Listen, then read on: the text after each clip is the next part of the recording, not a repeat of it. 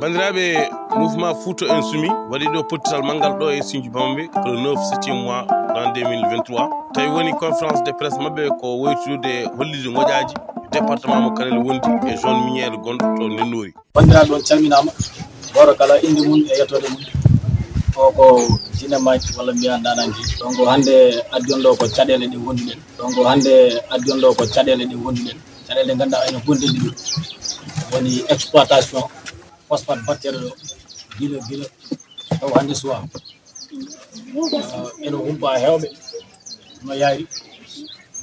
par ce que gila fuɗɗi ha joni ala ko jiiɗen hen ala ko keɓɗen hen ala kadi mbaɗen hen en jiyani avantage haydara ha joni la région de Matam eɗen mbawi wiide Fouta woni région ɓurɗo tardude e région ngaji région mo ganduɗa gueɗe fofoof ene magguiro mum ɗo e pourtant yimɓe ne jogui exploitation mawɗo gonɗo ɗo hene wiyeteɗo phosphate eɗen jiiya jamme ñalawma suba e kiiɗo camion ngaji ene jaaha ene garta eɗen darde guiɗe men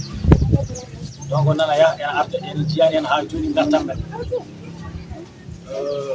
en jii sen jeeyi pour cafren c'est tout à fait un problème il faut yimɓe mbaɗa déplacé jaaha ha Dakar en jii dans toute la région ala hôpital mo ganduɗa ko hôpital digne de son nom en jii guure kewɗe nanɗo ngala forage uji ngala ndiyameje en jii encore Allah ne hokki en gueɗe kewɗe ɗe ganduɗa phosphate o en wawi wadden ɗum financé mais waɗani ɗum financé le cas ɗiɗade ma woni waalo ko joguiɗen ɗo en jii ina fuɗɗi ha joni ala ko waɗata ko ina fuɗɗi ha joni en keɓani hen gartam men taw fuurankoɓe ha joni cikku mumen e yakar mumen foof koye diaspora manam ɗanniyankoɓe sen jii hôpital ko kamɓe sen jii forage ko kamɓe sen jii lycée collège et tout foof ko kamɓe te pourtant foof ne heɓoto ɗo so ɗum ɗon ɓenni en jii phosphate o exploitation guila fuɗɗi ha joni ko probléme aji ko holɗum en jii ladde nde nana doga en jii encore kalto produit chimique woni exploitation so fuɗɗima forcément waɗat des maladie ji yimɓe ne keɓa ɗum hande hewɓe ene jogui probléme fofango hande en jii jeunes ji men en jiyani ɗe liggo toon en jii encore guesse keftama ha joni ala no wayro ɗum ɗon fof koye perte te sen tourni Fouta foof ko phosphate ha ɓenɗo jamme ñalawma suba e kiiɗo haɓe naate laddeji haɓe mbaɗa planté te en ganda kaɓe gone dow mum en ganda ko narata en ganda ko yaltata ene humpi en te ko zone men ko nokku men ɗum ɗon wonko haala hen ha heewi so tawi haɓe mbawi waɗande yimɓe hôpital mo ganduɗa yimɓeɓe en mbawi safrade ɗum e maladie mo ganduɗa produit chimique o ma waɗ ɗum ne foti waɗede waɗaha so tawi encore haɓe mbawi wadde won balle ɗe ganduɗa ha suhaɓe men mbaɗe inséré normal liggo ɗum ɗon kadi yiyaha en jii encore accident ji ko ɓeydi no fewi par ce que sa daari tali o joni a rewa makko ma yi à chaque fois soit jiiya mbabba ene fera soit jiiya puccu ene fera guure men hay dodan mbaɗo suffisant ala ɗum ɗon fof ko welsindade jeeya te welsindi koye men d' abord en premier ko enen e koye men par ce que oɗo combat wona combat en min wona combat Fouta insoumis ko combat Fouta foof ko combat toute la région de Matam exploitation nana waɗa cilogne ene humpi yimɓe no yaari exploitation nana waɗa hakkude ɗo saɗa yaaha Wourossogui sa ari ha Sinthiou Garba à côté ni wonko waɗata toon exploitation nan toon ene humpi encore yimɓe no fewi mais enen ko ɓuuri wonde yitte men ko ɓurɗen yidde ko phosphate o no foti yarude ni e ko wiya hen ko droit ji men yo waɗe respecté keɓen ko jeeɗen hen ko par ce que en jii koye souffrance mawɗo gonɗen gandirɗen rek ko ɗannade gandirɗen à chaque fois il faut qu'on cotise pour wadde des infrastructures alors que taɓe goni ɗo haɓen mbaɗa exploité haɓe nawa des milliards et des milliards en jii suhaɓe men e ɓiɓe men pour daña il faut ɓe ɗanno jaaha ha Dakar mbaɗa siras ɓe jeeya coccorɗe ɓe guppa paɗe jeeya ɗum ɗon il faut yimɓe daro hen no fewi par ce que ɗo ko heewi no wawi yaltude ɗon ɗo ko heewi no wawi daneje hen mais darde nde d' abord ko enen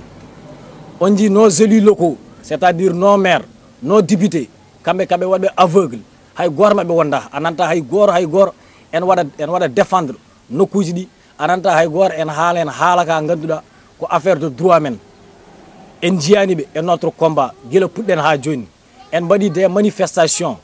wodi no yari, on a été gazé, ben jaga tchoha, ben jaga mbada violé di n'importe quoi. Ha joni ala no way en jiani autorité ji men jaltudo haali hen. Donc odon perte so wodi ko enen fo pertara wana min wana o joli do wana le mouvement wana Sindiou Bamiran wana polel tan wana or kodjer tan ko fuura fof yimbe mbawa arde e nokkuma en mbada exploiter jamme nyalawma depuis des années plus de 10 ans ha joni en humpi yimbe en jiani en garta men en jiani nafoore men. C'est le moment yimbe be ndaro ha tiida mbiya yo haatɗo namdo fodde munen namdo droit ji munen parce que nafoore mere woni ron phosphate hande sa dari ko ngalu mawɗo teɗo nawreɗo ko produit brut en jiyani haɓe mbaɗi ron école mo ganduɗa ma tak suhaɓe men janggoton ha mbawa meccal ngal so pari mbaɗe inséré e nder métier de phosphate pour mbawa ligade. En ji temedere neɗɗo ena mbaɗa réclamer leur salaire ɗum fof ko arrière ji ɗi ganduɗa ɗum noon forano wonde. C'est le moment fuurankoɓe ndenda Sinthiou Bamɓe banaji Sinthiou Bamɓe polel banggue goɗɗo kala to wawi wonde j'appelle tout le Fouta parce que ɗum ɗo ko gartam men te wona goto foti accidede hen. Heɗen nodda nos parents, heɗen nodda la diaspora, heɗen nodda kala to mo ganduɗa ene waɗi ɗum intéressé no fewi pour notre développement. Fouta ne wawi wadde ɗo waɗa développé ba faw gila Fouta wiya Fouta ha joni wuɗen koye ɗannade te ɗum ɗon ko hunde ganduɗa ene muusi ene metti ene yurmini ɗannoɗa des années et des années a yiyani joom suuduma a yiyani yumma a yiyani sehlama a yiyani hay goto aɗa doga jamme ñalawma suwoye kiiɗo aɗa sippire non dandirɗa famille ma non dandirɗa ɓesgu ma non dandirɗa hono ma ene hoddima e miskineɓe alors que nokku mo gummiɗa o y a des milliards et des milliards